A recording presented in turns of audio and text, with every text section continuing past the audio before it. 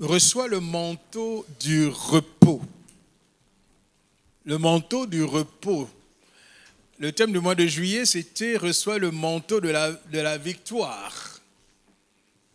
Et ce mois-ci, nous allons nous revêtir du manteau du repos, de la paix, de la joie. Alléluia. Et c'est vrai que de manière générale, après la victoire, on se repose. On rentre dans le repos.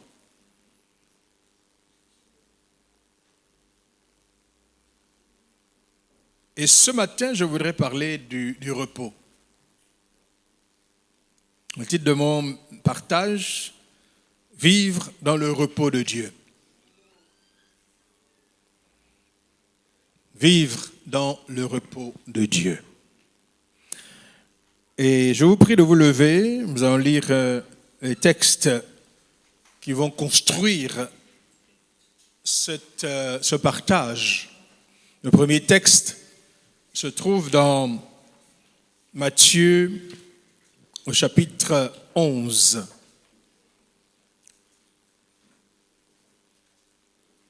Versets 28 à 29. Nous ouvrons nos Bibles et je lis et vous suivez avec moi pendant que je lis. Matthieu 11, versets 28 à 29. Venez à moi, vous tous qui êtes fatigués et chargés, et je vous donnerai du repos. Prenez mon joug sur vous et recevez mes instructions, car je suis doux et humble de cœur, et vous trouverez du repos pour vos âmes. Car mon joug est doux et mon fardeau léger. Le deuxième texte, nous le prenons dans 2 Thessaloniciens 1, versets 6 à 8. 2 Thessaloniciens 1, versets 6 à 8. Car il est de la justice de Dieu de rendre l'affliction à ceux qui vous affligent et de vous donner, à vous qui êtes affligés, du repos avec nous.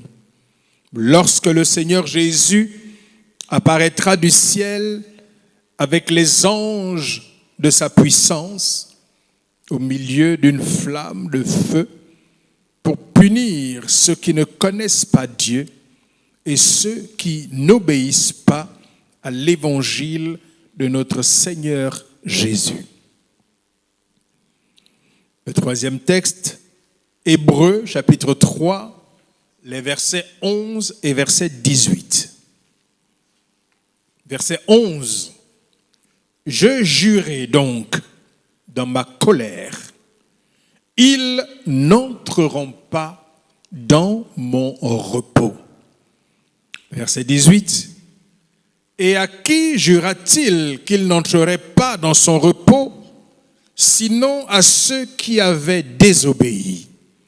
Aussi, voyons-nous qu'ils ne purent y entrer à cause de leur incrédulité. Nous terminons avec le texte de l'Épître aux Hébreux au chapitre 4, du verset 1 au verset 11. Hébreux chapitre 4, verset 1 au verset 11. Craignons donc, tandis que la promesse d'entrer dans son repos subsiste encore, qu'aucun de vous ne paraisse être venu trop tard, car cette bonne nouvelle nous a été annoncée aussi bien qu'à eux. Mais la parole qui leur fut annoncée ne leur servit de rien, parce qu'elle ne trouva pas de la foi chez ceux qui l'entendirent. Pour nous qui avons cru, nous entrons dans le repos. Selon qu'il dit, je jurai dans ma colère, ils n'entreront pas dans mon repos. Il dit cela, quoique ses œuvres eussent été achevées depuis la création du monde. Car il a parlé quelque part ainsi du 7e jour. Et Dieu se reposa de toutes ses œuvres le 7e jour. Et ici encore, ils n'entreront pas dans mon repos. Or, puisqu'il est encore réservé à quelques-uns d'y entrer, et que ceux à qui d'abord la promesse a été faite n'y sont pas entrés à cause de leur désobéissance, Dieu fixe de nouveau un jour, aujourd'hui, en disant dans David, si longtemps après, comme il est dit plus haut, aujourd'hui, si vous entendez sa voix, n'endurcissez pas vos cœurs. Car si Josué leur eût donné le repos, il ne parlerait pas après cela d'un autre jour. Il y a donc un repos de sabbat réservé au peuple de Dieu. Car celui qui entre dans le repos de Dieu se repose de ses œuvres, comme Dieu s'est reposé des siennes. Efforçons-nous donc d'entrer dans ce repos, afin que personne ne tombe en donnant le même exemple de désobéissance. Alléluia. Gloire à Jésus. Veuillez vous asseoir, merci.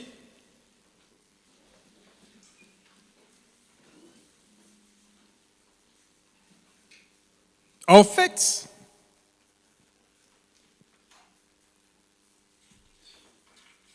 si l'on veut résumer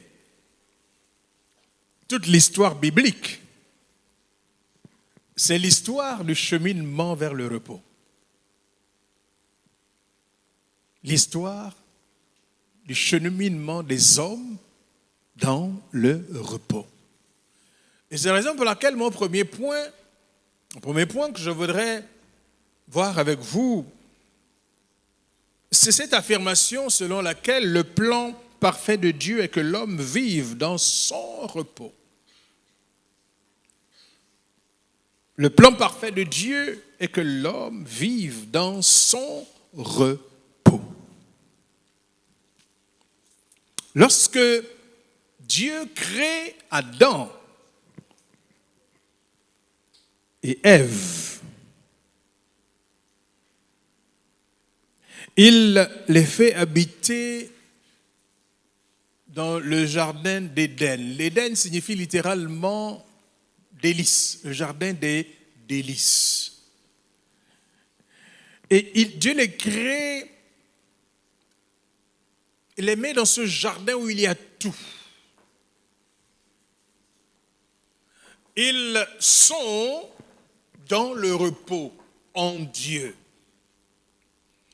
dans la communion parfaite avec Dieu. Ils sont couverts de la gloire de Dieu.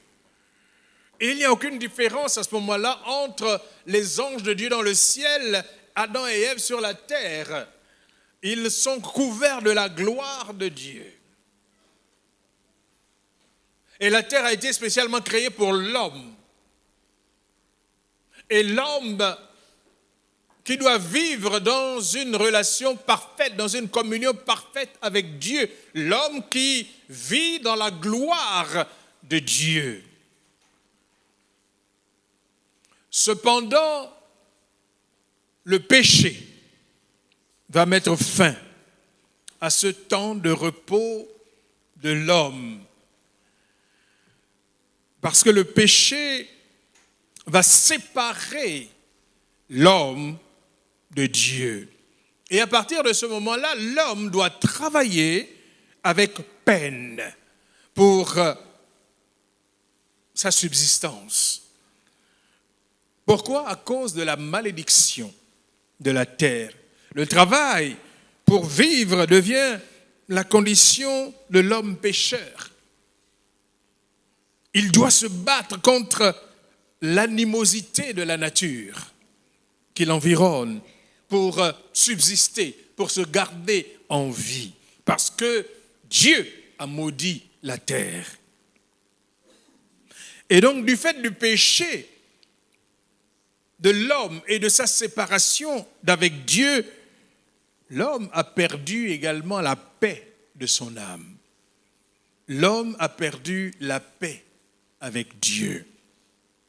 Et avec le péché, la maladie va entrer dans l'existence de l'homme. Et avec la maladie, la mort physique qui va s'ajouter à la séparation spirituelle d'avec Dieu, qui est la mort spirituelle. L'être humain, désormais, connaît la douleur et la tristesse. Il n'y a point de repos dans la douleur et la tristesse. Et ensuite, Dieu décide de mettre en œuvre un plan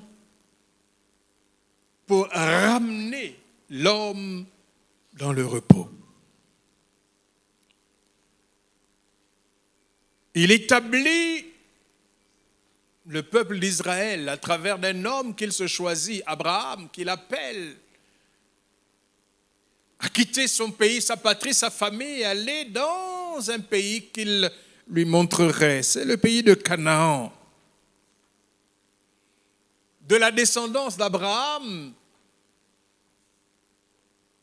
qui va devenir esclave en Égypte pendant 400 ans et que Dieu va libérer par des grands prodiges et de grands miracles. Dieu emmène ce peuple-là dans sa présence sur le mont Sinaï et Dieu lui donne sa loi. Et l'un des points majeurs de cette loi, c'est que Dieu donne à Israël la loi du Shabbat. En hébreu, qu'on appelle dans la langue de la tradition, on dit sabbat, mais en réalité c'est le mot, c'est le Shabbat, qui est le repos, la loi du repos. Le Shabbat est le repos du 7e jour, qui va du vendredi au coucher du soleil au samedi au coucher du soleil. Et c'est un rappel, en fait, à la création, car Dieu s'est reposé lui aussi le 7e jour après avoir créé le monde. Et l'observance du Shabbat impliquait de cesser toute activité le 7e jour, de se reposer et de se consacrer à Dieu. Et c'était donc l'un des 10 commandements que Dieu donne à Moïse.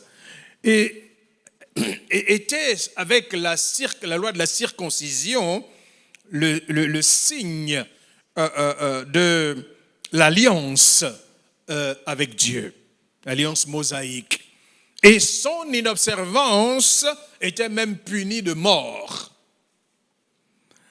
Et c'est pour ça que les Juifs avaient des problèmes avec Jésus, qui travaillait le Shabbat, qui accomplissait des miracles le jour du Shabbat. Et les Juifs disaient, mais c'est pas possible, c'est Dieu qui nous a donné cette loi-là, de ne rien faire le 7e jour. Mais cet homme-là, qui vient et qui viole le sabbat, il ne peut pas être de Dieu.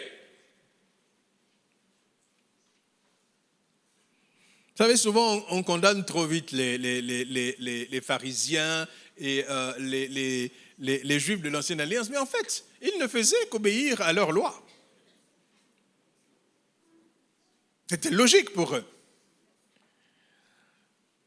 Mais ce que nous apprenons, nous, aujourd'hui, c'est que le Shabbat, la loi du Shabbat, n'était qu'une ombre des choses à venir, dont la réalité est en Christ, selon Colossiens 2, 17 ou Hébreux 10, verset 1. En fait, le Shabbat symbolise le repos éternel à venir pour les croyants en Christ. Il préfigure également le repos en Christ où nous trouvons la paix et la plénitude spirituelle. Dieu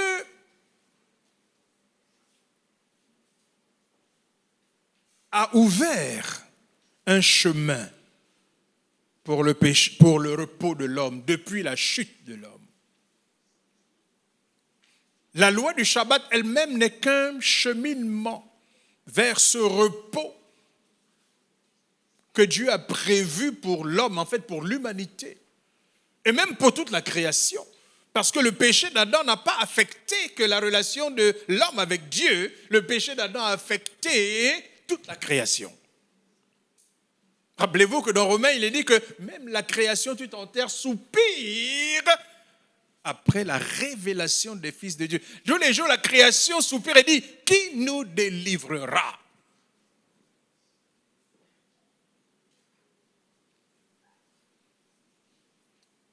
Vous savez que depuis le péché d'Adam, la terre ne peut plus normalement exercer sa fonction vis-à-vis de l'homme qui habite la terre.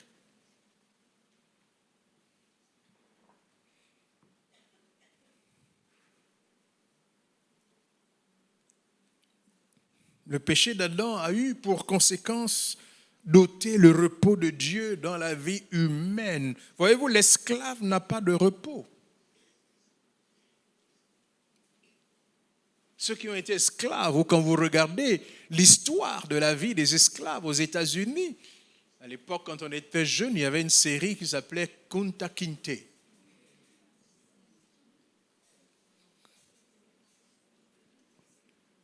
Je ne sais pas si la génération d'aujourd'hui connaît ça.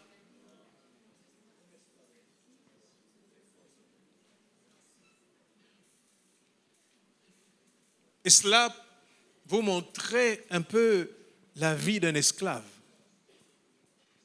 L'esclave appartenait à son maître. Son maître avait droit de vie ou de mort. Il pouvait le revendre quand cela lui plaisait. Et il subissait tous les sévices possibles et inimaginables. Il n'avait pas de repos. L'esclave est soumis au bon vouloir de son maître. Dans son âme, il n'y a que souffrance et douleur.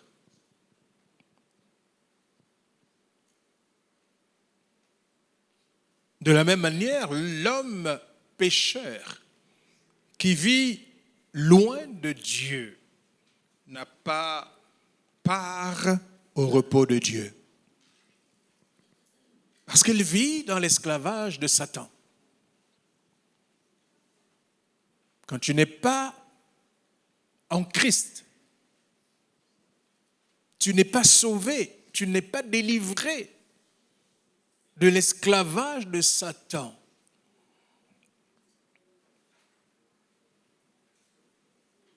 Tu es condamné à la souffrance et à la mort. La terre sur laquelle cet homme pécheur vit est une terre maudite. Et c'est par de grandes peines qu'il en tire sa subsistance.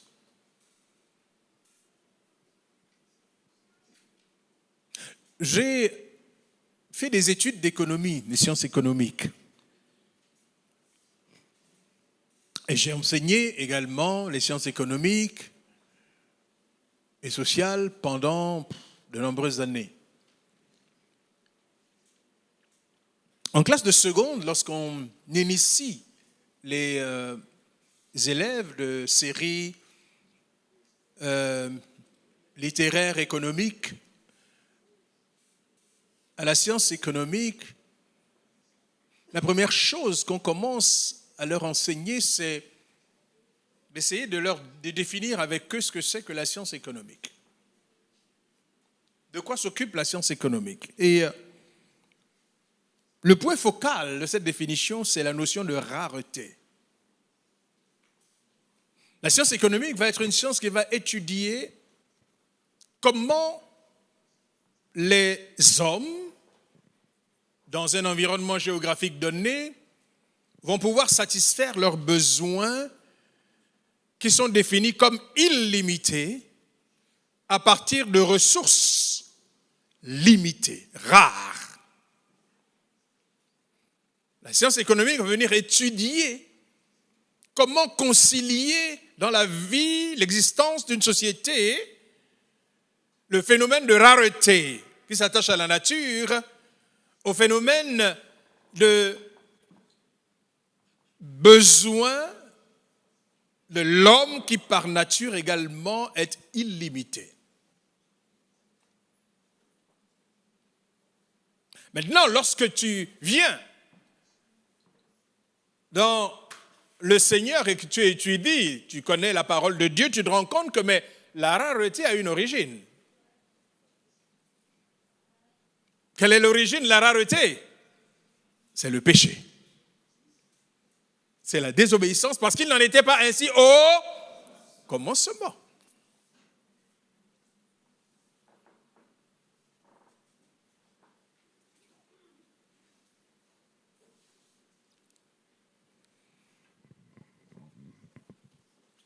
Et cela veut dire quoi? Cela veut dire que sans Dieu, le sort de l'homme sur la terre n'est pas enviable.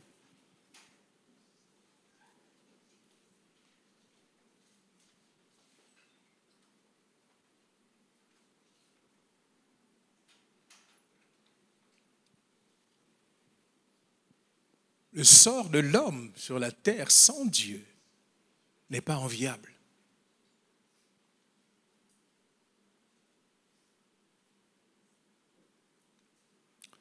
C'est la raison pour laquelle beaucoup de gens se suicident. Il arrive à un moment donné, dans le cours de son existence, et en fait, il ne comprend pas qu'est-ce qu'il fait sur la terre. Il ne comprend pas et il ne justifie pas le sort de l'être humain sur la terre. Particulièrement lorsque c'est quelqu'un qui va connaître le malheur, la souffrance, le manque, difficulté sur difficulté. Il se pose alors la question, mais qu'est-ce que je fais sur la terre?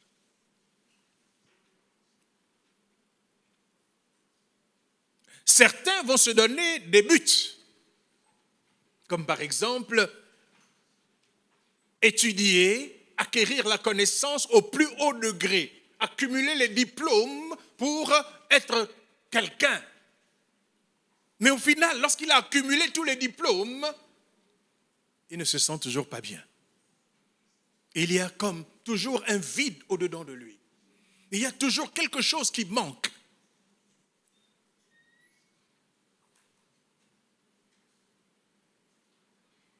Salomon a essayé d'expérimenter tout ce qu'il pouvait sur la terre des vivants.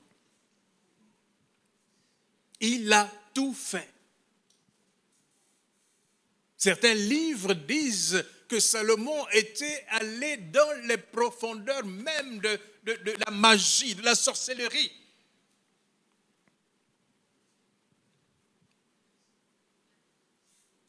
Salomon a étudié les plantes. Il connaissait, il avait une connaissance que personne n'avait. Mais au bout du compte, vous savez qu'est-ce qu'il dit? Tout est vanité. Tout est vanité. Tu vas travailler toute ta vie, peut-être réussir, accumuler de l'argent, accumuler des richesses toute sa vie, et puis un jour, tu meurs. Un jour, tu meurs. Tout ce que tu as gagné sur la terre, est-ce que tu l'emportes avec toi? Non. Tu ne l'emportes pas avec toi. Et tu n'as aucune espérance parce que tu n'as pas Dieu. Tu disparais. En fait, on ne disparaît pas. Tu vas en enfer. Tu vas en enfer. Le lieu réservé pour tous les âmes qui ne se sont jamais réconciliés avec Dieu.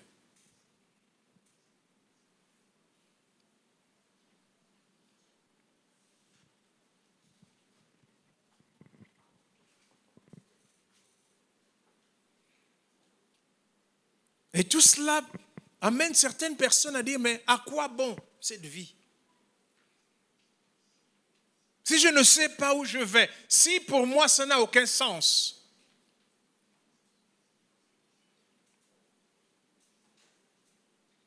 Et si tu n'as pas Dieu, ta vie n'aura aucun sens. Ta vie n'aura aucun sens.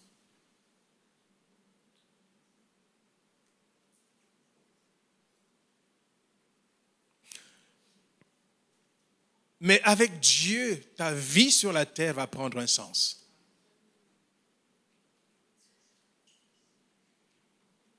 Parce que Dieu, dans sa miséricorde, a décidé d'arracher l'homme à ce sort funeste de peine, de souffrance sur la terre. Et qu'est-ce que Dieu a fait pour cela? Dieu a libéré l'homme du péché.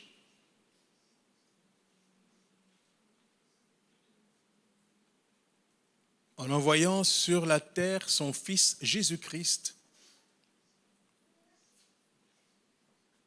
donner sa vie en sacrifice pour délivrer l'homme du péché et pour le réconcilier, le ramener à son Dieu. C'est la décision de Dieu lui-même. Jean 3,16, c'est le premier verset que j'ai connu par cœur quand je suis venu à Christ. Car Dieu a tant aimé le monde qu'il a donné son Fils unique, afin que quiconque croit en lui ne périsse point, mais qu'il ait la vie éternelle.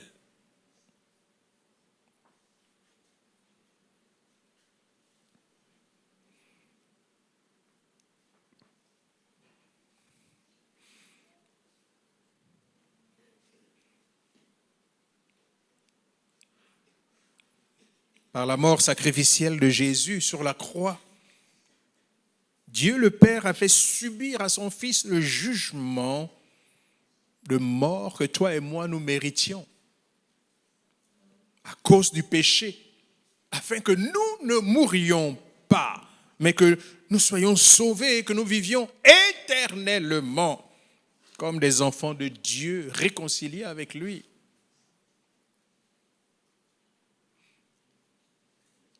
Plus aucun homme sur la terre, comment on va dire ça? Plus aucun homme sur la terre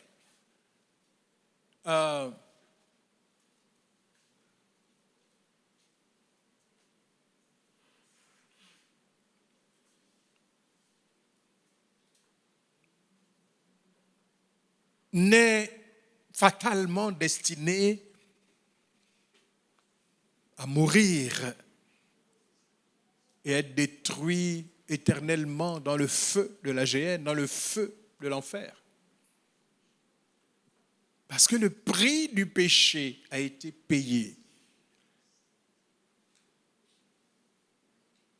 Et donc tous les hommes aujourd'hui qui vont aller en enfer, ils y vont, comment on va dire, comme on dit chez nous, cadeau. Ils y vont cadeau parce qu'ils ont refusé d'accepter qu'ils ont été graciés. Imaginez quelqu'un qui vient au tribunal, mettons qu'il a fait quelque chose de mal, il a tué quelqu'un. Il va au tribunal et le juge, au lieu de lui dire nous te condamnons à la prison, le juge va lui dire, monsieur, vous êtes libre. Il dit, oh, comment ça se fait? J'ai tué quelqu'un. Non, monsieur, vous êtes libre parce qu'il y a quelqu'un qui a accepté d'aller en prison à votre place. Alors vous dites, non, monsieur le juge, moi j'ai tué, donc je dois aller en prison. Vous avez rejeté la grâce que votre Père vous a offerte gratuitement. Nous avons été libérés, bien-aimés, de l'esclavage dans lequel notre vie était enfermée à cause du péché. Christ nous a libérés de l'esclavage.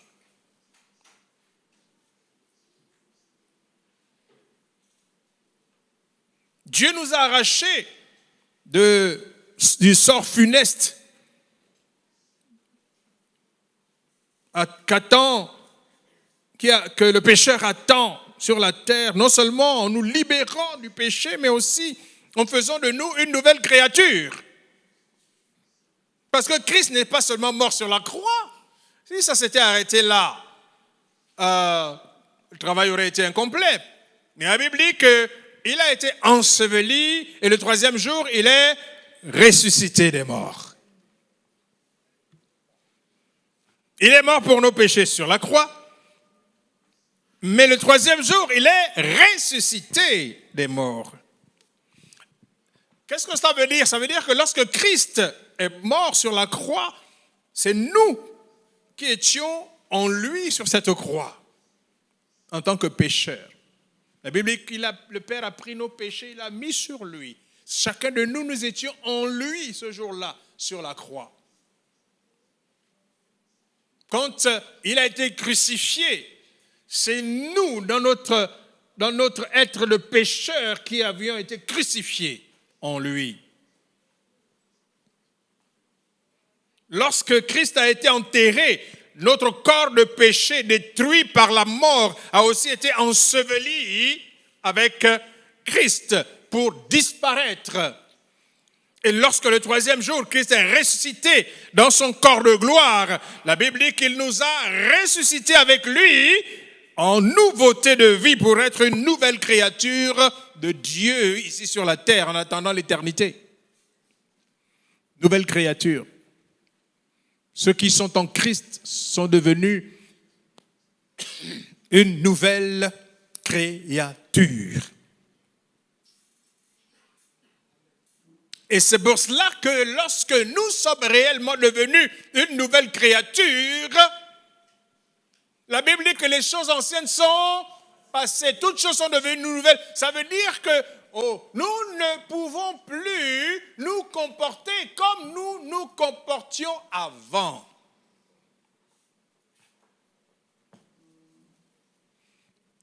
Une nouvelle créature. Ce que j'étais avant a été enterré. En fait, vous voyez le même visage, vous voyez le même corps, peut-être qui a pris un peu de grosseur avec le temps, mais ce n'est plus la même personne qui est dedans.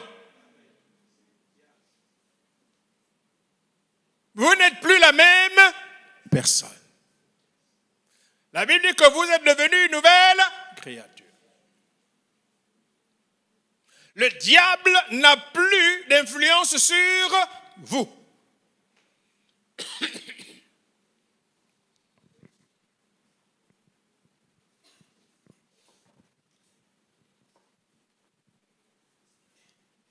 Vous n'avez plus rien à voir avec le diable.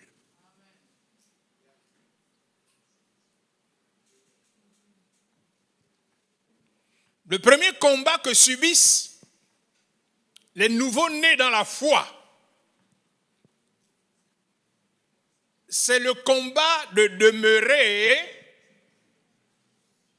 dans la décision qu'ils ont prise de suivre Jésus et donc de devenir une nouvelle créature. Dans les premiers temps, le diable envoie toute son armée pour dire « Hey, il ne faut pas que nous le perdions. Ah les gars, nous sommes en train de le perdre.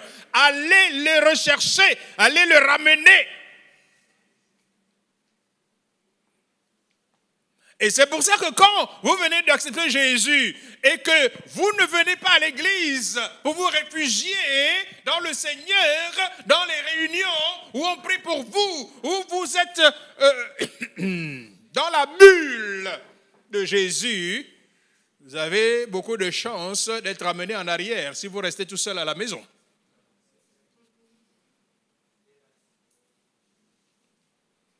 Nous, on a eu cette grâce-là. Quand on a accepté Jésus, le lendemain, nous avons eu la grâce de tomber dans une église.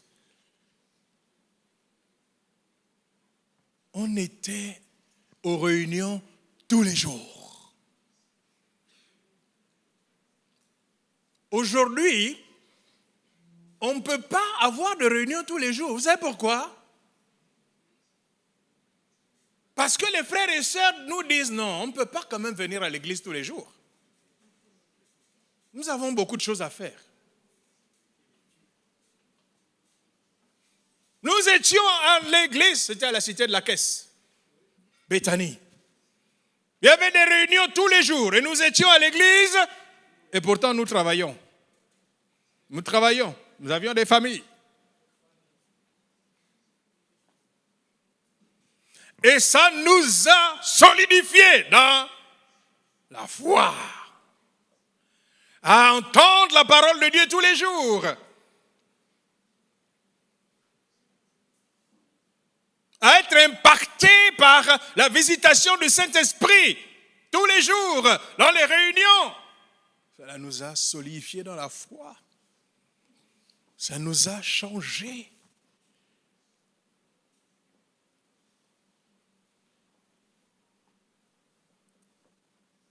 Ça nous a changés.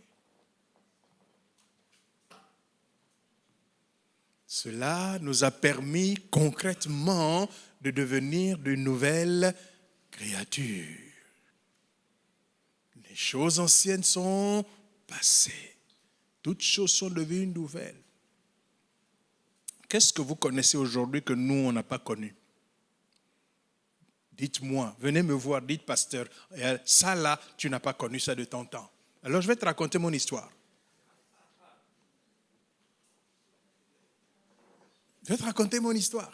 Le gars là que tu vois là, qui te prêche là,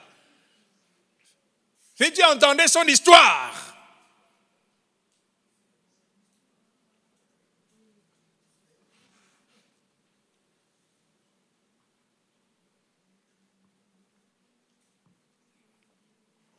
un jour, vous savez, l'une des choses que je dirais à Dieu, si j'ai la grâce un jour de me retrouver avec lui là-bas, c'est dire, Dieu, vraiment, tu n'aurais pas dû nous laisser avec le choix, le libre arbitre. Tu aurais dû faire de nous simplement des obéissants, des robots.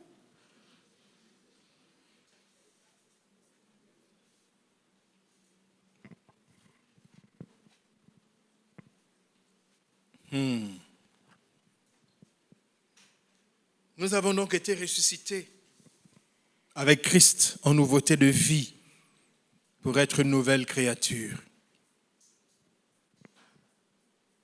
Et la Bible dit, il va plus loin, il dit en Éphésiens 2, versets 4 à 7, « Mais Dieu qui est riche en miséricorde à cause du grand amour dont il nous a aimés, nous qui étions morts par nos offenses, nous a rendus à la vie avec Christ. » C'est par grâce que vous êtes sauvés. Il nous a ressuscités ensemble et nous a fait asseoir ensemble dans les lieux célestes en Jésus-Christ, afin de montrer dans les siècles à venir l'infinie richesse de sa grâce par sa bonté envers nous en Jésus-Christ. Et en 1 Corinthiens 5, 17, il ajoute, si quelqu'un est en Christ, il est une nouvelle créature, les choses anciennes sont passées, toutes choses sont devenues nouvelles. Il nous a fait asseoir, ressusciter ensemble, il nous a fait asseoir en Christ, dans les lieux célestes.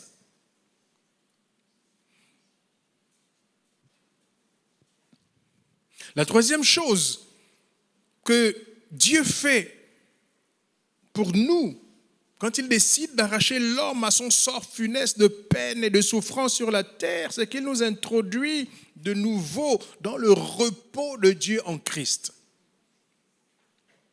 Hébreux 4, verset 3 à 11, nous l'avons lu tout à l'heure, nous allons le relire parce que c'est le cœur du message qui concerne le repos en Dieu.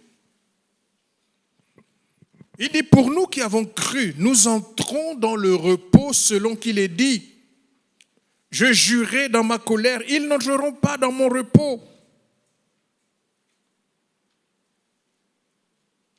Voyez-vous, l'homme sauvé par la foi en Christ rentre dans le repos de Dieu. C'est ça. Quand tu reçois Christ comme ton Seigneur et ton Sauveur, de tout ton cœur, parce que la Bible dit que si tu crois dans ton cœur, première chose, et deuxième chose, si tu confesses de ta bouche, souvent nous confessons de la bouche sans croire dans le cœur. C'est ça le problème. On me dit, bon, bien-aimé, qui veut donner sa vie à Jésus? Tu lèves la main. On vient, on te dit, ok, tu vas confesser. Souvent, on ne s'assure pas que tu as cru dans ton cœur. C'est par la foi que nous sommes sauvés. Par la foi.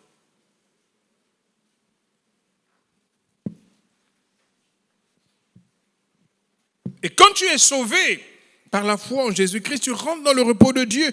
Tu rentres dans le Shabbat de Dieu.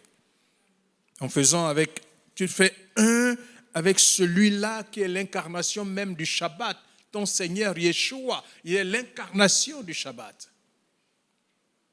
Vous savez, quand il a répondu aux Juifs, qui disaient, mais qu'est-ce que c'est que celui-là, qui prétend être de Dieu, mais qui ne respecte pas le Shabbat? Jésus lui dit, le Shabbat a été fait pour l'homme et non l'homme pour le Shabbat, de sorte que le Fils de l'homme est maître même du Shabbat. Marc 2, versets 27 à 28. Donc, qui que tu sois, quelle que soit ta situation matérielle, la Bible dit que parce que tu as cru en Jésus, tu es rentré dans le repos de Dieu. Bien sûr, ce repos-là est d'abord un concept spirituel qui n'est pas physique. C'est un concept spirituel. En fait, qu'est-ce que ça marque? Ça marque la sortie de ton esclavage spirituel. Parce qu'il est écrit dans Colossiens 1, 12 à 14, il dit « Rendez grâce au Père qui vous a rendu capable d'avoir part à l'héritage des saints. » Est-ce qu'on peut arrêter de circuler, s'il vous plaît?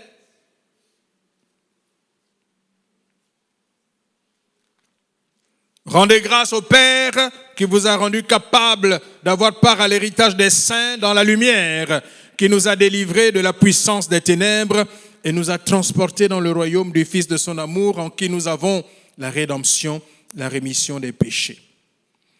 Être dans le repos de Dieu ne veut pas dire, effectivement, ne rien faire dans sa vie.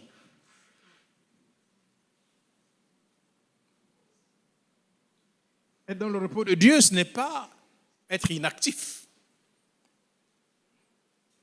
Mais c'est plutôt que notre vie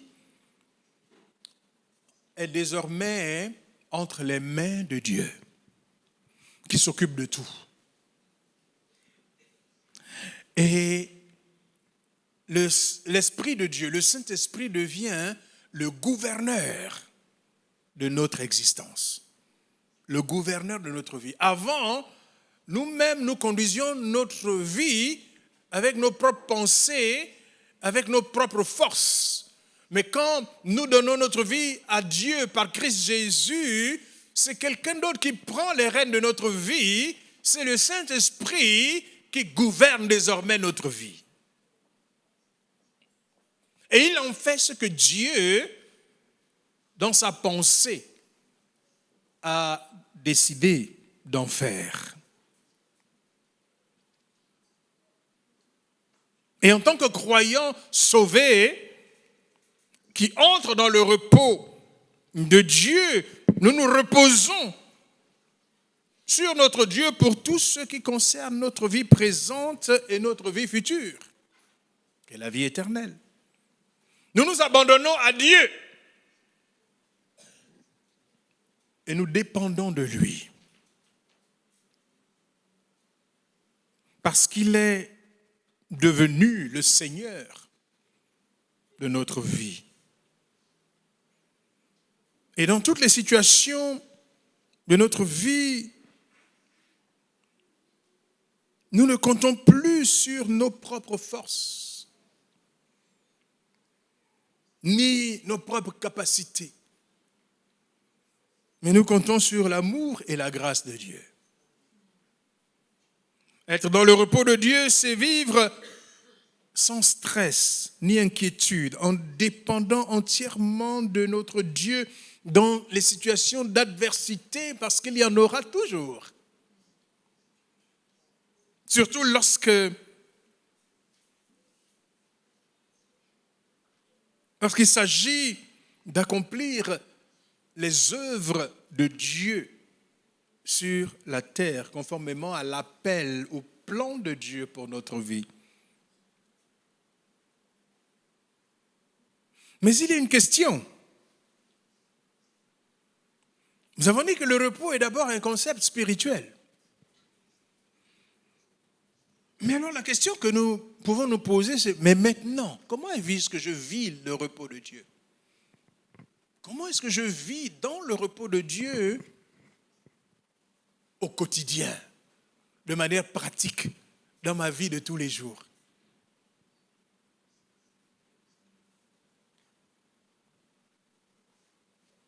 La première chose, le premier élément de réponse, c'est de savoir que le repos vient après la guerre et la victoire.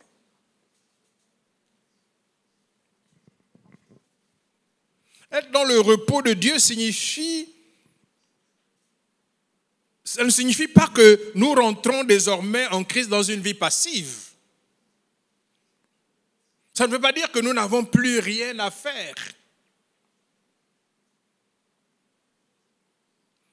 Mais étant en Christ, nous avons reçu de Dieu des missions. Et la parole de Dieu nous instruit sur la façon dont Dieu désire que nous vivions. Ce qu'il désire que nous fassions pour lui.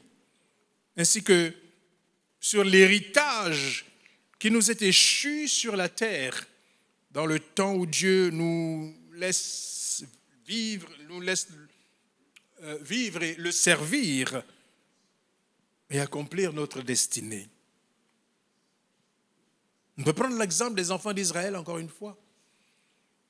Ils avaient été délivrés de l'Égypte où ils étaient esclaves de Pharaon. Ils n'avaient pas la liberté, ils étaient esclaves, ils n'étaient pas dans le repos. Tous les grands édifices que l'histoire égyptienne nous présente ont été bâtis par les esclaves hébreux.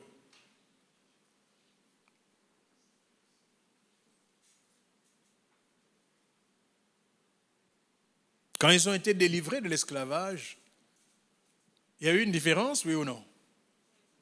Quand tu étais esclave et qu'on te dit tu n'es plus esclave, tu es maintenant libre, tu es sorti. Est-ce qu'il y a une différence? Normalement, oui. Normalement, oui. Tu rentres dans un repos.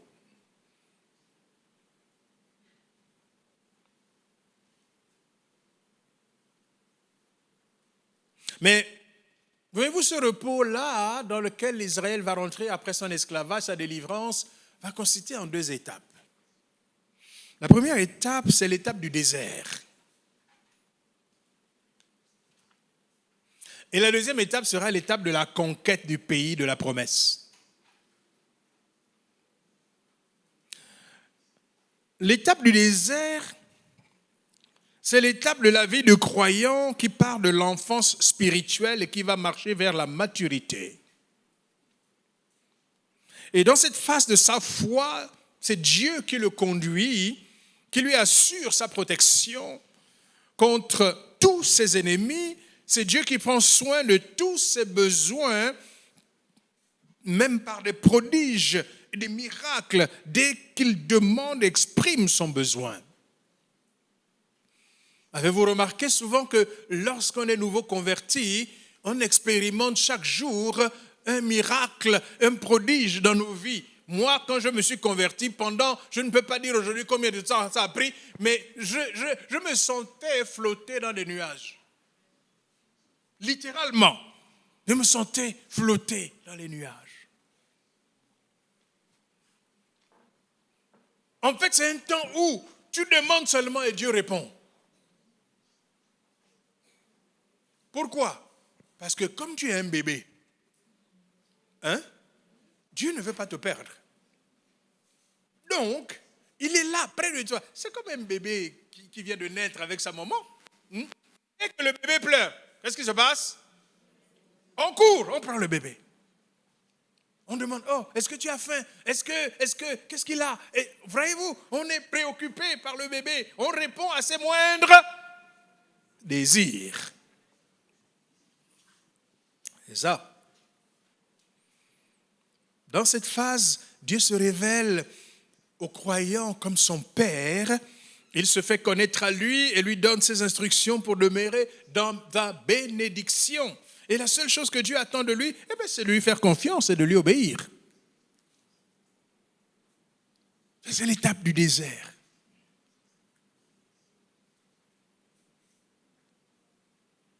Quand Israël criait, ah non, nous avons faim, oh, on veut manger du pain.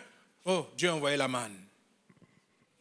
Ah, nous en Égypte, on mangeait la viande. Ici dans le désert, il n'y a pas de viande. Où est-ce que nous allons trouver de la viande? Dieu faisait descendre la viande. Est-ce qu'ils allaient chasser pour avoir la viande? Non, non.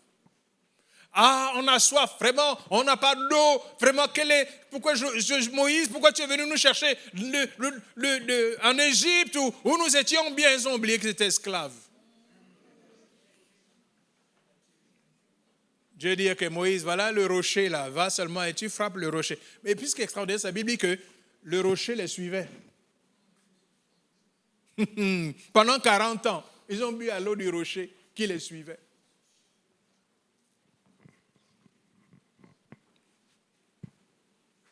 Et puis, il faut bien sortir du désert un jour. Petit enfant deviendra grand. Et la deuxième étape, c'est celle, justement, de la possession du pays. Et c'est l'étape de la maturité, où la relation à Dieu change. Dieu ne se contente plus de faire tomber du ciel la manne et la viande, ainsi que de faire couler l'eau du rocher. Non, c'est l'étape où Dieu teste notre foi en nous faisant voir et rencontrer des difficultés et des obstacles qui vont nécessiter de notre part une action. Une action qui repose sur notre foi en notre Dieu qui nous a fait des promesses. Lisons Nombre 13, versets 17 à 21. Moïse les envoya pour explorer le pays de Canaan. Il leur dit, montez ici par le midi et vous monterez sur la montagne. Vous verrez le pays, ce qu'il est, et le peuple qui l'habite, s'il est fort ou faible, s'il est petit ou en grand nombre. Ce qu'est le pays où il habite, s'il est bon ou mauvais. Ce que sont les villes où il habite, si elles sont ouvertes ou fortifiées. Ce qu'est le terrain, s'il est gras ou maigre, s'il y a des arbres ou s'il n'y en a point. Ayez bon courage et prenez des fruits du pays. C'était le temps des premiers raisins. Ils montèrent et ils explorèrent le pays depuis le désert de Tsin jusqu'à Rehob sur le chemin de Hamath. Versets 27 à 29. Voici ce qu'ils racontèrent à Moïse. Nous sommes allés dans le pays où tu nous as envoyés. À la vérité, c'est un pays où coule le lait et le miel. Et en voici les fruits. Mais le peuple qui habite ce pays est puissant. Les villes sont fortifiées, très grandes. Nous y avons vu des enfants d'Anak. Les Amalécites habitent la contrée du Midi, les Hétiens, les Jébusiens et les Amoréens habitent la montagne, et les Cananéens habitent près de la mer et le long du Jourdain. Nombre 13, 31, 33. Mais les hommes qui y étaient allés avec lui dirent, nous ne pouvons pas monter contre ce peuple car il est plus fort que nous. Et ils décrièrent devant les enfants d'Israël le pays qu'ils avaient exploré. Ils dirent, le pays que nous avons parcouru pour l'explorer est un pays qui dévore ses habitants. Tous ceux que nous y avons vus sont des hommes d'une haute taille. Et nous y avons vu les géants, enfants d'Anak et de la race des géants. nous étions à nos yeux et aux leurs comme des sauterelles. Nombre 14, versets 1 à 3. Toute l'assemblée éleva la voix et poussa des cris, et le peuple pleura pendant la nuit. Tous les enfants d'Israël murmurèrent contre Moïse et Aaron, et toute l'assemblée leur dit, que ne sommes-nous morts dans le pays d'Égypte? Ou que ne sommes-nous morts dans ce désert?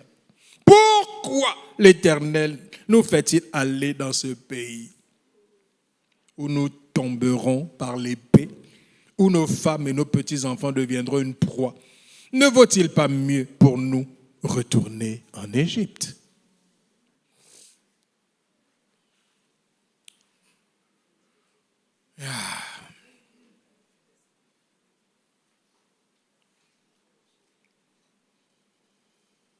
Voyez-vous,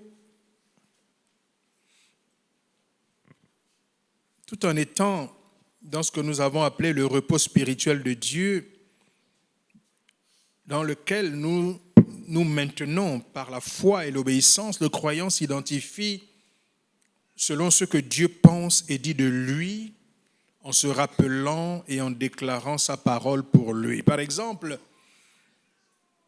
en se rappelant cette parole du psaume 2, versets 7 à 8, qui dit « L'Éternel m'a dit, tu es mon fils, je t'ai engendré aujourd'hui, demande-moi et je te donnerai les nations pour héritage, les extrémités de la terre pour possession. » Ou encore, selon Éphésiens 1, versets 17 à 23, que le Dieu de notre Seigneur Jésus-Christ, le Père de gloire, vous donne un esprit de sagesse et de révélation dans sa connaissance et qu'il illumine les yeux de votre cœur pour que vous sachiez quelle est l'espérance qui s'attache à son appel, quelle est la richesse de la gloire de son héritage qu'il réserve aux saints et quelle est envers nous qui croyons l'infinie grandeur de sa puissance, se manifestant avec efficacité par la vertu de sa force. Il l'a déployé en Christ, en le ressuscitant des morts et en le faisant asseoir à sa droite dans les lieux célestes au-dessus de toute domination, de toute autorité, de toute puissance, de toute dignité et de tout nom qui se peut nommer, non seulement dans le siècle présent, mais encore dans le siècle à venir.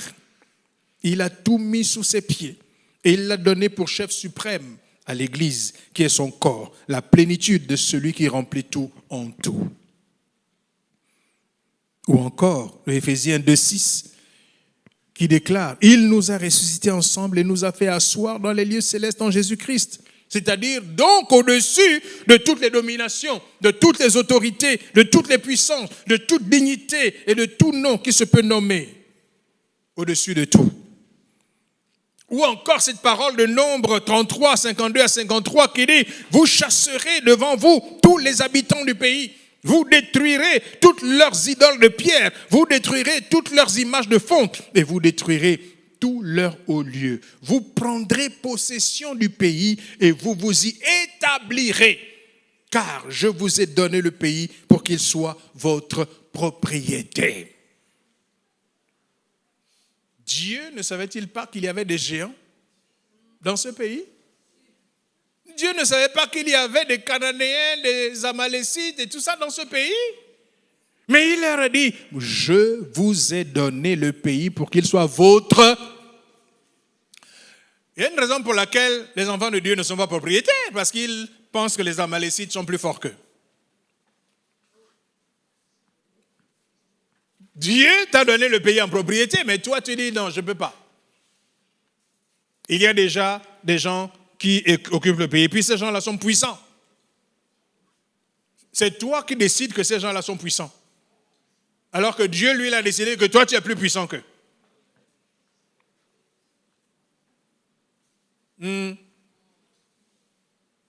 Qu'est-ce que Rahab a dit aux deux espions? Nous savons que Dieu vous a donné le pays. Il dit, tout le pays tremble en entendant tout ce que votre Dieu a fait pour vous. Comment vous avez battu les rois, les Amoréens, etc., etc. Il a fallu qu'ils entendent ça. Pour réaliser que, c'est vrai que Dieu nous a donné le pays. Bien-aimés, entrer dans le repos de Dieu implique pour nous, croyants, que nous rentrions aussi dans nos possessions déjà ici sur la terre.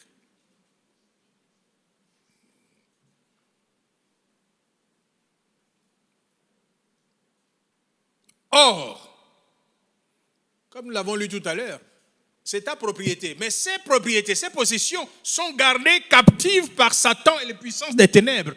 Tous ceux que les peuples que Dieu a cités là, les Cananéens, les Amalécites et tout le reste là, regardez-les sur le plan spirituel. Ce sont les démons qui occupent ton territoire.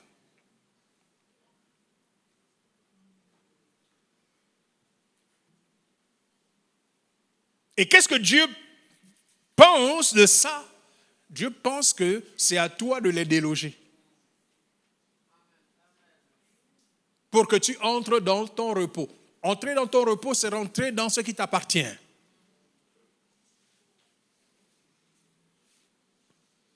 On dit que les gens les plus fainéants, ce sont les chrétiens. Ils passent le temps à prier et quand tu leur dis, tu leur donnes un travail, ils ne sont pas capables de le faire. Quand tu les embauches dans l'entreprise, ce sont les plus mauvais ouvriers. Ils n'aiment pas travailler. Les chrétiens n'aiment pas travailler. Ils pensent que parce qu'ils prient, tout va leur tomber du ciel.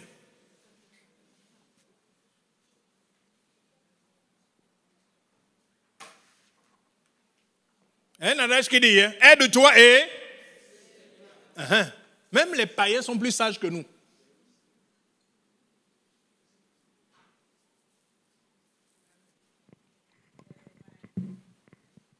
Bien-aimés, tout ce dont nous avons besoin pour vivre la vie d'abondance que Dieu nous a donné sur la terre.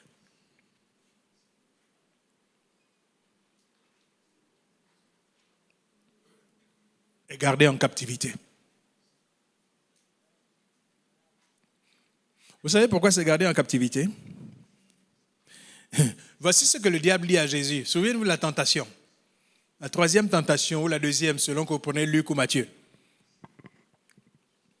Quand Satan dit à Jésus, tu m'adores et je te donnerai, Luc 4, 7 à 8, je te donnerai toute cette puissance et la gloire de ces royaumes, car elle m'a été donnée et je la donne à qui je veux. Si donc tu te prosternes devant moi, elle sera toute à toi. Dites-moi, quand il dit que ça lui a été donné par qui? Dieu? Ça lui a été donné par Adam, par sa désobéissance. Ça lui a été donné par Adam. Il a pris tout ce qui appartenait à Adam. Et il se vante de ça. Il dit à Jésus, ça m'a été donné. Donc si tu m'adores, moi je te donne tout ça. Avant que tu ne viennes dans le Seigneur, les choses qui t'appartiennent dans ce monde, sur cette terre, les choses que Dieu, dans le registre qui porte ton nom dans le ciel, il y a des choses qui ont été écrites à ton sujet, il y a des possessions qui t'appartiennent sur la terre, mais comme tu étais dans le péché, en Adam, toutes ces choses étaient gardées par Satan. Il en était devenu le maître. Donc, quand Jésus vient mourir pour toi sur la croix, aller dans les enfers pour combattre le diable, lui arracher les clés de la mort et de la puissance, les clés de la mort et du séjour des morts, quand il revient ressuscité des morts, il est venu pour toi afin que tu récupères tout ce qui était dans les mains du diable. Ce n'est pas seulement qu'il a sauvé ton âme pour qu'un jour tu vives éternellement avec lui, mais c'est aussi que ton histoire s'écrive sur la terre comme elle est enregistrée dans le ciel.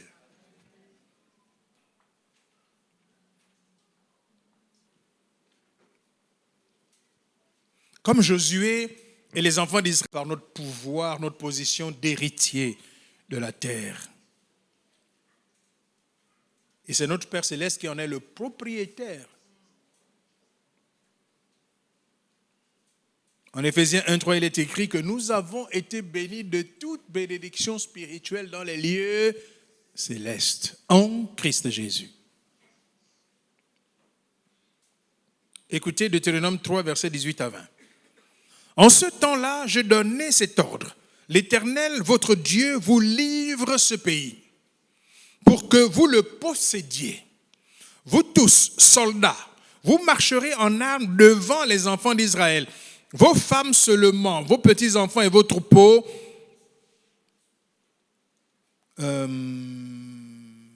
resteront dans les villes que je vous ai données jusqu'à ce que l'Éternel ait accordé du repos à vos frères comme à vous et qu'ils possèdent eux aussi le pays que l'Éternel, votre Dieu, leur donne de l'autre côté du Jourdain. Rentrer dans ton repos, c'est prendre possession de ce que Dieu t'a donné. Tu peux rentrer dans le repos spirituel en Christ et concrètement, dans ta vie terrestre, ne jamais rentrer en possession du repos qui t'appartient.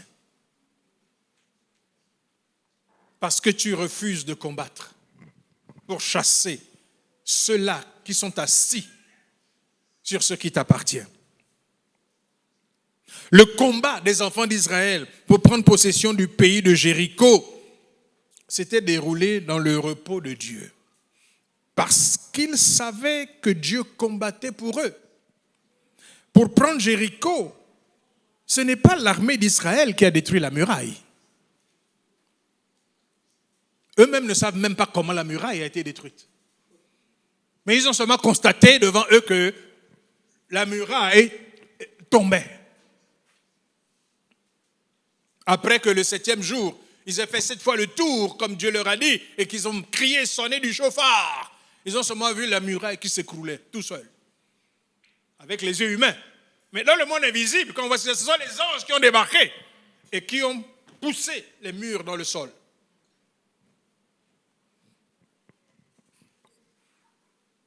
Josué avait suivi les instructions de Dieu et l'armée céleste a combattu. Et la bataille dès lors était gagnée. Israël n'a eu qu'à rentrer et à en prendre possession de la ville. Et dans tous les autres combats, les enfants d'Israël y allaient dans le repos parce qu'ils savaient que Dieu leur avait déjà donné le pays qui pourtant était encore aux mains des autres peuples. D'où leur surprise face à la défaite de Haï. Là, ils étaient surpris, ils disent, oh, il y a quelque chose qui ne marche pas là. Mais chaque fois qu'il y a la désobéissance, il est impossible d'entrer en possession de ce qui t'appartient.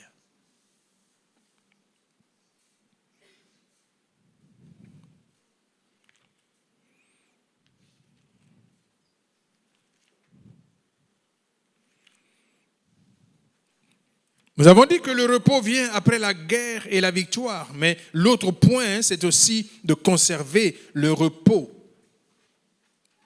après la guerre et après la victoire. Le repos se conserve par l'obéissance à Dieu. Lorsqu'ils étaient dans le pays de la promesse, les enfants d'Israël n'ont pas su conserver leur état de repos de manière permanente à cause de la désobéissance. L'époque des juges a été ainsi marquée par une intermittence de périodes de repos plus ou moins longues dues au fait que Dieu chassait leurs ennemis et les gardait en sécurité. Et de périodes de domination par leurs ennemis chaque fois qu'Israël se détournait de son Dieu. De la même manière, la vie du croyant en Jésus-Christ peut être traversée par des saisons difficiles liées à l'éloignement de Dieu par la désobéissance, alors que nous sommes censés vivre dans le repos de Dieu. Et dans ce repos de Dieu, nous surmontons par la foi les épreuves que nous pouvons traverser du fait de la volonté de Dieu ou des attaques injustifiées du diable sur le chemin de notre destinée.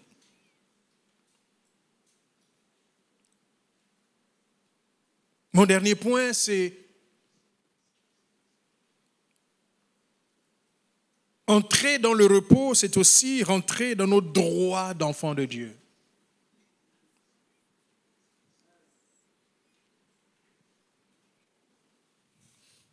Nous avons dit que rentrer dans le repos est d'abord spirituel. Nous rentrons dans le repos de Dieu en venant à Christ et en étant sauvés. Mais aussi, rentrer dans le repos de Dieu, c'est ensuite vivre l'accomplissement des promesses de Dieu sur la terre. C'est rentrer dans tous les repos, je les appelais des repos sectoriels, auxquels nous sommes destinés. C'est réaliser les objectifs de Dieu qui sont conformes au plan de Dieu pour nos vies. Par exemple, lorsque je me marie selon le plan de Dieu pour ma vie, la promesse de Dieu dans ce domaine de ma vie s'accomplit. La promesse qui déclare, maintenant ils ne sont plus deux, mais une seule chair. Alors je rentre dans le repos de Dieu dans ce domaine de ma vie. L'exemple de Ruth, par exemple, écoutez, Ruth 1,9, ce que Naomi dit à Ruth, que l'Éternel vous fasse trouver à chacune du repos dans la maison d'un mari.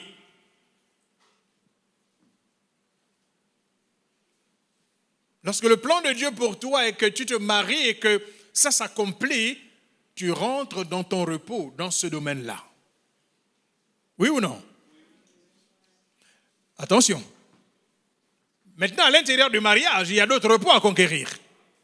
Par exemple, tu peux te marier et puis tu n'enfantes pas. C'est l'exemple de Anne.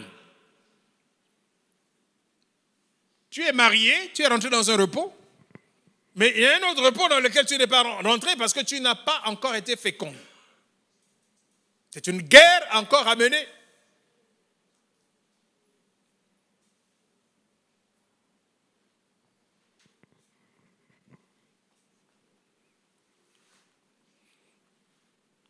Ruth 3, verset 1 et verset 18.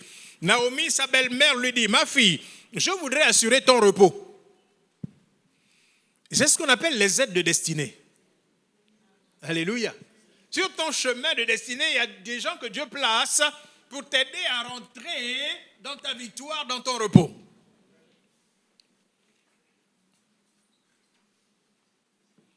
Par exemple, le mari que tu vas rencontrer, eh bien, c'est quelqu'un d'autre qui va te présenter cette personne. N'est-ce pas? Et vice-versa.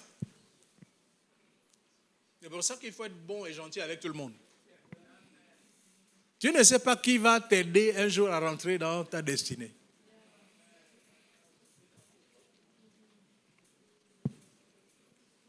La méchanceté ne sert qu'à nous éloigner des aides de destinée. Ma fille, je voudrais assurer ton repos afin que tu fusses heureuse. Et Naomi dit, sois tranquille, ma fille, jusqu'à ce que tu saches comment finira la chose. Car cet homme ne se donnera point de repos qu'il n'ait terminé cette affaire aujourd'hui. Ruth 4, verset 13. Boaz prit Ruth, qui devint sa femme, et il alla vers elle. L'Éternel permit à Ruth de concevoir et elle enfanta un fils. Jacob avait reçu des promesses de bénédiction au travers de son père Isaac.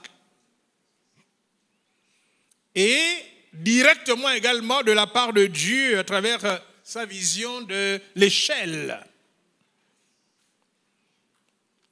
Cependant, il a fait 20 ans de souffrance. Il se demandait, mais où est la promesse que Dieu m'a faite? Mais où est la promesse de mon père? Je ne vois pas toutes les bénédictions. C'est 20 ans plus tard, lorsqu'il revient de l'exil, qu'il va rentrer définitivement dans sa destinée après un combat avec l'ange de Dieu.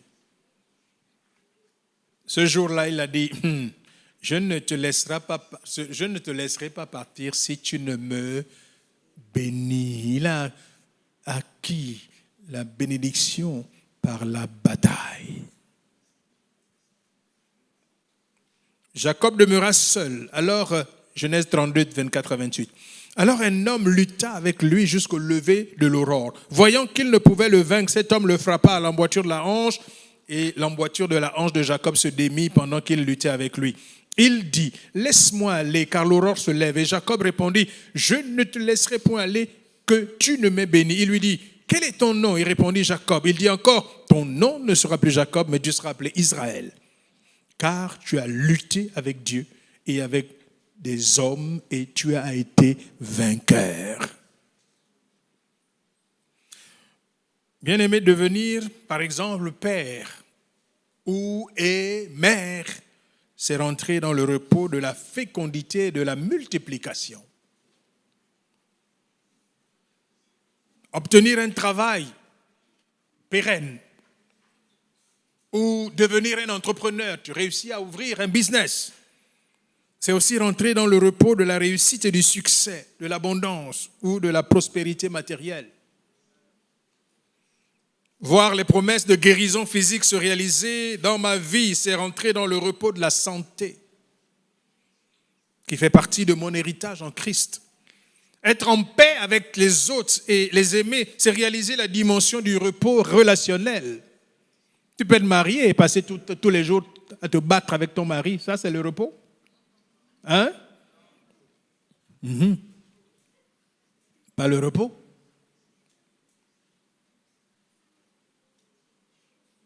Et dans tous les domaines de notre existence, nous avons besoin de rentrer dans le repos.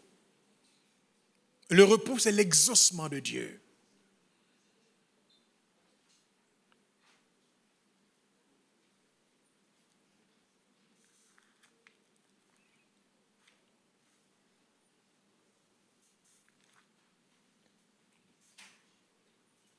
Chacun de nous avons besoin de vivre le repos de Dieu en Christ sur la terre. Dans tous les domaines dans lesquels le diable a troublé notre vie alors que nous étions encore son esclave, loin de Dieu. Mais maintenant, nous avons été rachetés par le sacrifice du Fils de Dieu. Nous avons été délivrés de la puissance des ténèbres. Nous n'appartenons plus à Satan, mais nous sommes devenus enfants de Dieu. Notre repos en Dieu, alors que nous vivons sur la terre, va s'accomplir dans le fait de rentrer en possession de tout ce qui nous appartient.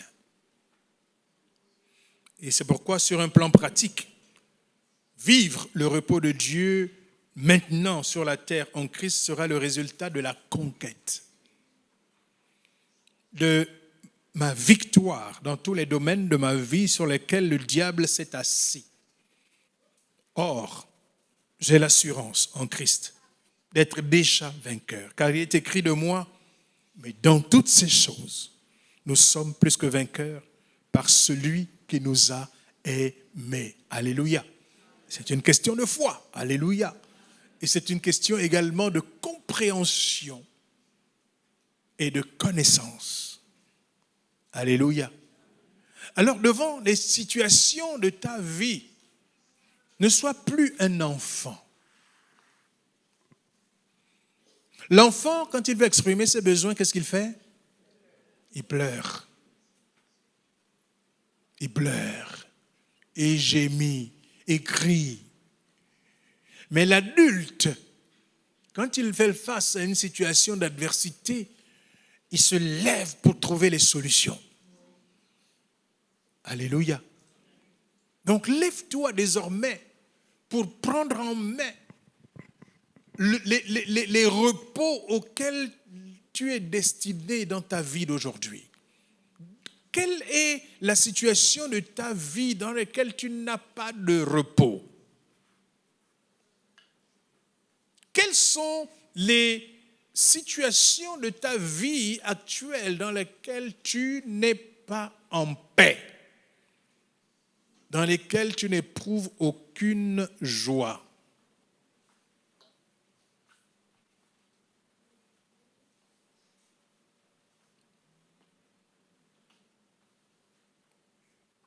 Est-ce que tu penses que c'est parce que le Dieu ne veut pas que tu sois en paix dans cette situation? Ou est-ce que tu penses qu'il y a un ennemi qui s'oppose à ce que tu rentres dans ce que Dieu t'a destiné.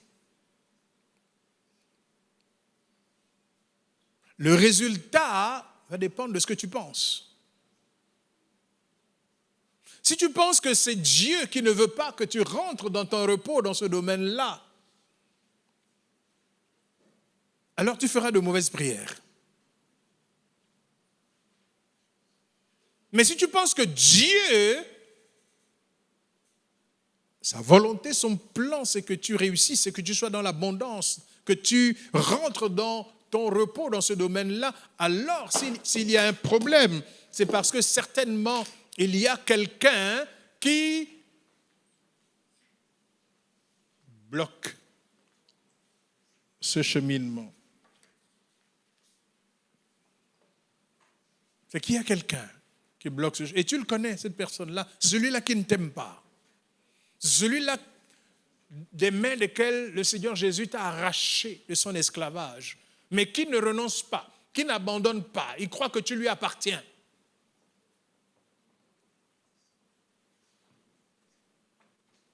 Et c'est la raison pour laquelle, en tant qu'enfant de Dieu, tu as reçu une autorité. Tu as reçu un pouvoir pour te lever contre cet ennemi et tu dis non, je ne t'appartiens plus. Tu libères ma vie, tu libères ce que tu m'as arraché, tu libères ma santé, tu libères mon travail, tu libères toutes mes possessions.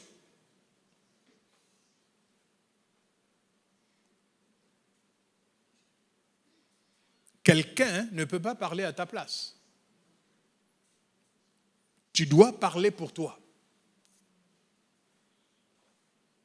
Dès que tu commenceras à te lever pour ta vie, pour ta destinée, le ciel se lèvera avec toi.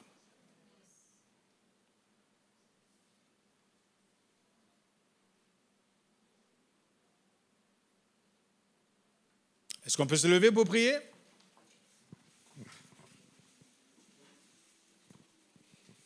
Nous allons dire ce matin, nous décidons de rentrer dans notre repos. Nous savons qu'en Christ, nous sommes rentrés dans le repos de Dieu, mais nous voulons également rentrer dans notre vie pratique. Nous voulons rentrer dans le repos, dans tel domaine, dans tel domaine, dans tel domaine. Il y a une situation que tu vis, une situation de manque, une situation de non-accomplissement, une situation de frustration. Parce qu'il y a cette parole de Dieu dont tu ne vois pas l'accomplissement dans ta vie. Dieu est-il un menteur? Non. Donc il faut que sa parole s'accomplisse dans ta vie. Alléluia. Alléluia.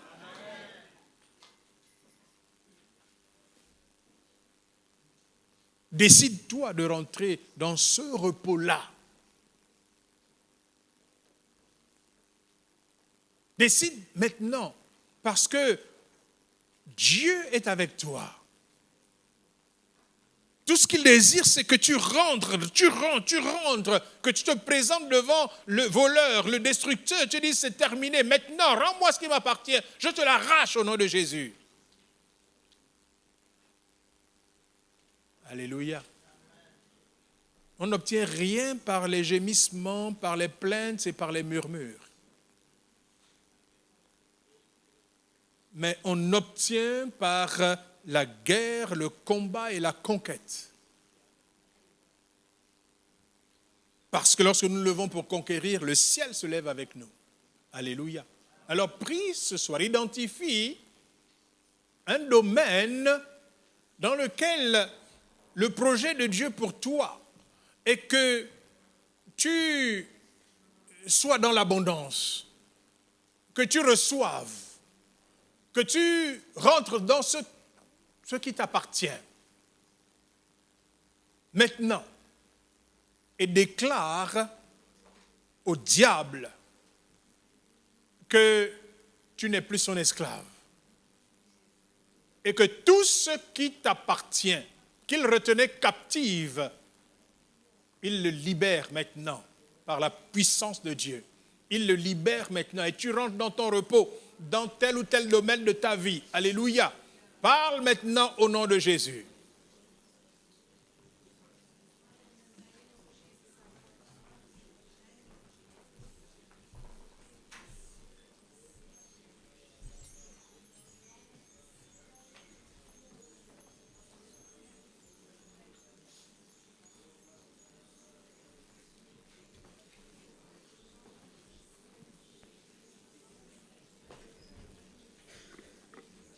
J'ai l'impression que vous ne voulez pas rentrer dans le repos. On réclame avec force, avec violence. Il veut que l'ennemi sache à qui il a affaire. Réclame ce qui t'appartient. Arrache ce qui t'appartient.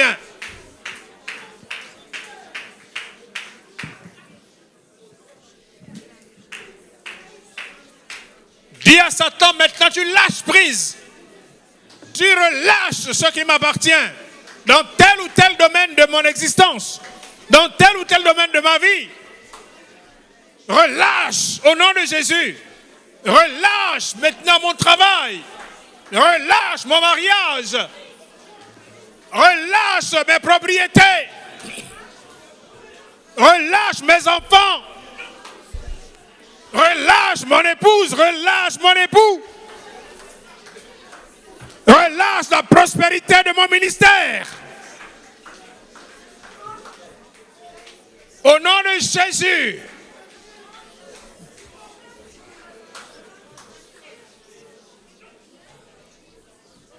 Satan, tu relâches au nom de Jésus toutes les propriétés du mont des Oliviers. Au nom de Jésus, tu relâches toutes les propriétés, toutes les possessions des enfants de Dieu dans ce ministère, dans cette famille. Au nom de Jésus.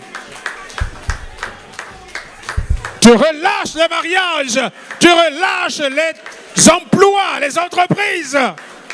Tu relâches les maisons, tu relâches les véhicules, tu relâches. Tu relâches les carrières.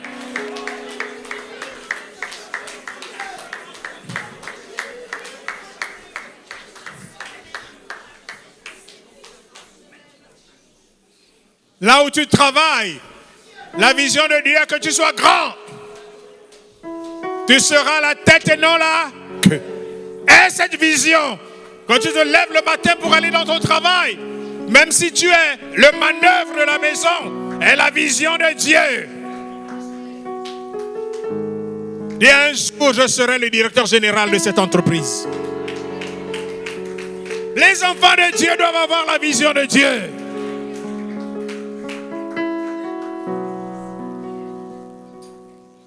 Mais nous sommes toujours enfermés dans la petitesse. Enfermés dans les petites choses. Ah non, ça c'est trop pour moi. Ah non, ça c'est pas pour moi. Mais c'est pour qui? C'est pour qui?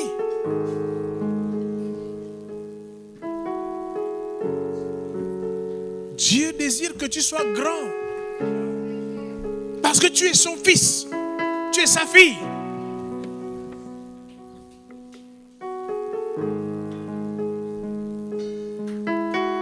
Il a pour nous des projets de paix et non de malheur, pour nous donner un avenir et de l'espérance. Tant que tu vis sur cette terre, tu as un avenir.